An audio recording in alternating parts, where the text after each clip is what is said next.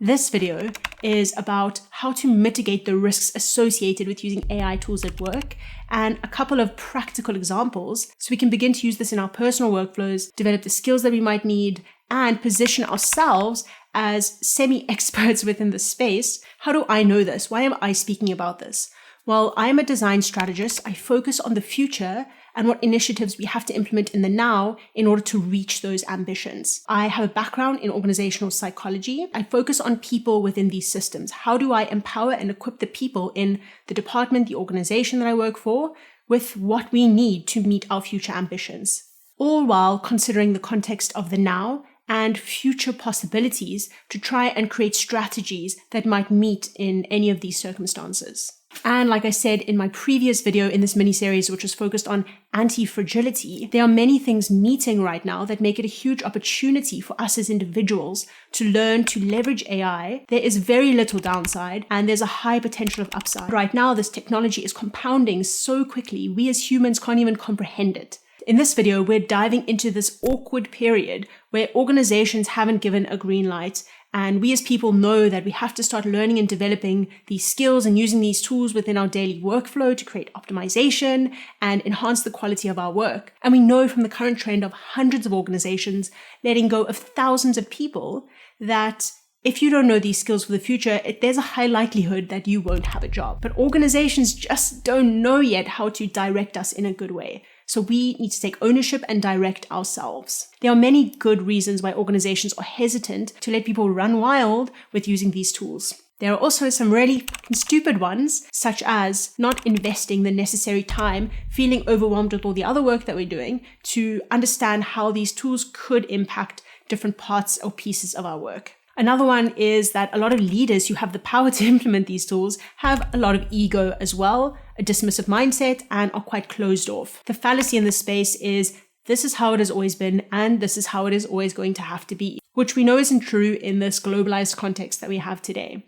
Shifting organizational culture is a whole series in itself, and that is something for the future. What we are going to dig into are some very real concerns that organizations have and how to mitigate them. How can we as people within this organizational system balance out some of the risk that comes from using AI tools? The first one, which is pretty apparent, are security concerns. Confidentiality. This comes down to trust. Organizations need to be able to trust their people not to do dumb shit. Of course, you should not be putting confidential material through a third-party tool. We didn't do that stuff before AI came around, and we should not do that stuff with AI. And I'm sure many organizations are rapidly trying to implement sandboxed versions of things like ChatGPT and maybe even Midjourney to begin to allow people to play around with this tool without worrying about confidentiality breaches. But if we don't have that, we need to think a little bit smarter when we want to begin to use these tools and develop skills such as prompting. Take out any identifying information that you wouldn't usually share with the public.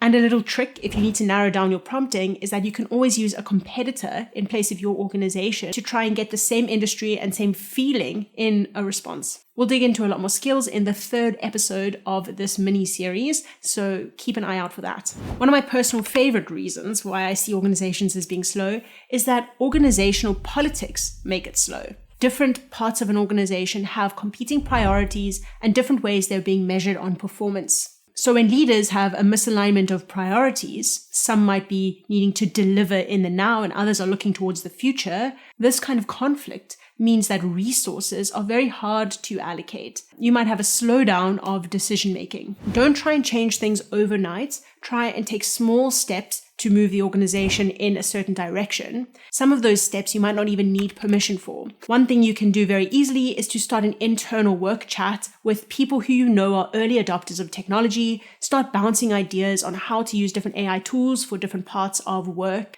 And in that, start building up case studies for using certain tools. Try and quantify how much time you could save or how much higher quality of output you might get from using this sort of tool. And evaluate several different kinds of tools that are operating within the same space. So use ChatGPT, use Google Bard, use Microsoft's AI Bing. And so at the end, you're going to come up with a group of people who are strongly connected around this. You're going to develop your skills, even if it's bit by bit.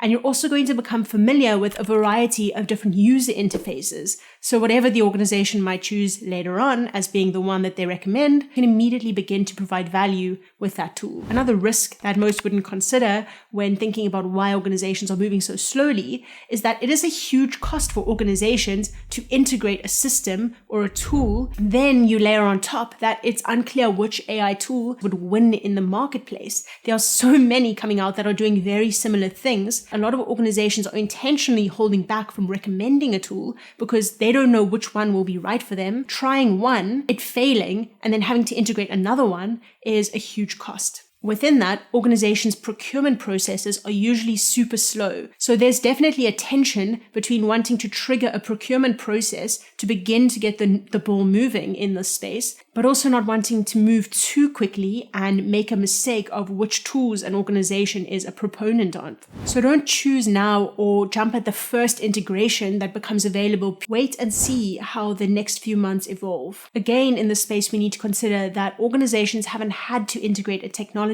like this within their systems and the workflows. These solutions are not easy to slot into place, but in the now we can begin to identify what data might be right to integrate or needed for a system integration to take place. So purely take it as a possibility identification period. Keep your mind switched on to understand what we need in order to create automated workflows in the future. But that also doesn't mean that you can't begin to pilot, test, trial, play around with AI tools in your individual workflows and processes. It could be a particular department or team where one of the tools could be useful, and then you could create a mini pilot program within that space to test and see if it's something that could be rolled out to more spaces. And then finally, many might look at the inaccuracy of AI right now and think that it's not relevant. It's just a trending, cool topic that is going to fade into the ether. We as people might get complacent, which is the opposite of what we need to be doing right now. We should be looking and identifying when is the right time to start using these AI tools within what we do,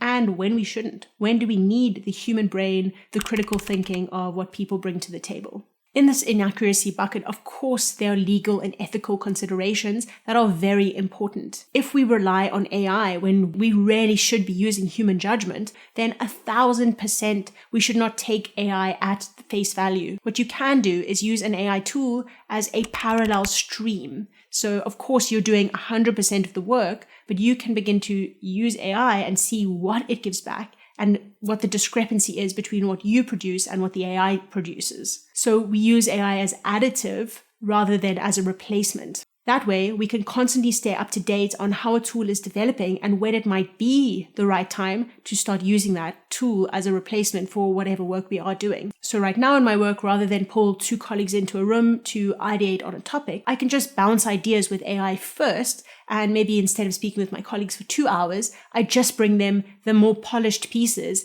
and then we reflect on those. In that way, I create immediate optimization. And then the golden nuggets of this. What is some low-hanging fruit where we can use AI tools such as ChatGPT to immediately begin adding value into our individual workflows? Well, the first way, the thing that I'm absolutely loving, is using it to summarize long documents and research papers.